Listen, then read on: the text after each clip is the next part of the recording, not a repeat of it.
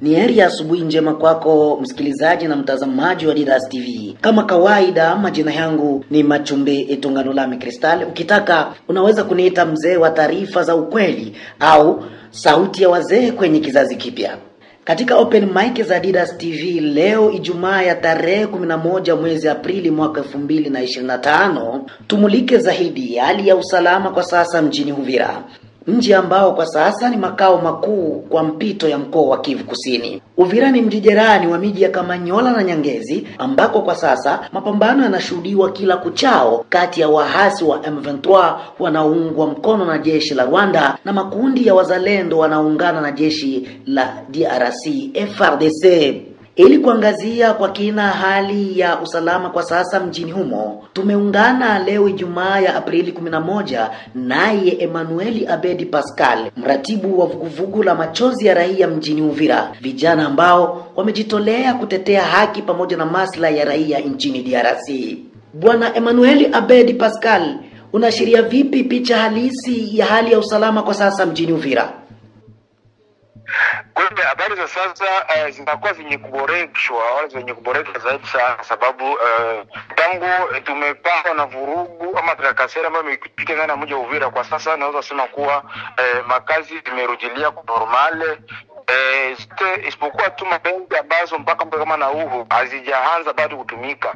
Nisema kwa taratibu katika hali ya usalama inaendelea kujiboresha katika mji wa Uvira, sababu kulikuwa ile hali ya wasiwasi, lakini wazazi wamekubali wito na mashirika za kiraia ambazo tumewaalika kuanzisha shule na shughuli mbalimbali, kuna komiti mbalimbali kulingana sasa na hali tu ya kimaisha, kulingana na hiyo inayosababishwa na kutofikia katika mji wa Bukavu, katika biashara mbalimbali zinatoka katika mji wa Uvira. Ndivyo vinaona vile vileta tatizo sana kubwa, kulingana na wachuuzi wanaokuwa katika hali mgumu sana.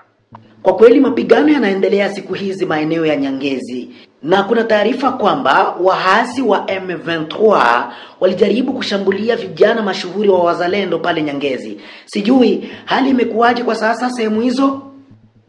Naamini kuwa kulikuwa hali ya mapambano, na kwa sasa siwezi nikakupatia bila yote kikamilifu, kwa sababu mpaka sasa moto ingali kishwa pale kati ya wazalendo na wahasi wa M23. Kwa sasa bila haiwezi kuwa vraiment kwa yote kukamilika, kwa sababu wangali katika moto ndani ya moto. Ni kama vitu kama vile na vile kulikuwa hali ya mapambano ya kuchano kati ya vikundi viwili vimiliki.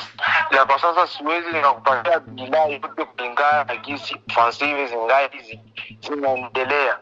Baada ya kuendeshwa kwa mashambulizi hayo, Bwana Pascal, ni wanani kati ya pande asimu wanaodhibiti kwa sasa mji wa Nyangezi leo Ijumaa ya Aprili 11? Naamini kuwa ni kote ya Nyangezi wamejipasulia njia kati ya ngapo ya Lungu kote kazibu kulela wao wenye hapa Kamanyola hapana kuja kwa ile hali ya kupigishana kitela. Kuna kwa tu ile ambayo tunasubiria kuhusu komando ama ruhusa ya kijeshi ambayo inapaswa itoke ili kwamba wafutane pale mnamo ngambo Kamanyola. Kusema kuwa ni ngambo kule ndio waprofite kunya ngambo pili kule na kufutana moto Nyangezi ile kwamba ngambo huko kujikwa yote kile. Tukitazama kwa undani, raia wa mji wa Uvira wapitia hali tete ya usalama baada ya mji huo kuwa karibu na shamba la mapigano. Ninyi kama wasimamizi wa raia, mmepokea vipi kuchelewa kwa serikali kuendesha operesheni za kasi ili kuwafurusha waasi hao? Tunaona kama vile kuna kwa ile ubovu wa serikali yetu, kwa sababu tunapaswa kusema vitu kisi pasavyo, kwa sababu mpaka sasa kama na huwa kuja kwa ile hali wasema kwa ya support milifu kulingana na kupewa kwa silaha nzito, chakula, pesa, huduma mbalimbali, dawa wale watu wenyewe katika mapambano wafanye kazi kisi pasavyo, kwa sababu kuna kwa vifaa baadhi ya viatu baadhi na kusema kuwa kuna kwa zile vitu baadhi kwa viko vinaandaliwa kulingana na wadau wetu. Hii ni sauti yake Emmanuel Abedi Pascal, mratibu wa vuguvugu la machozi ya raia mjini Uvira, na hayo aliyoyazungumza ndio hali halisi sasa ya usalama mjini Uvira.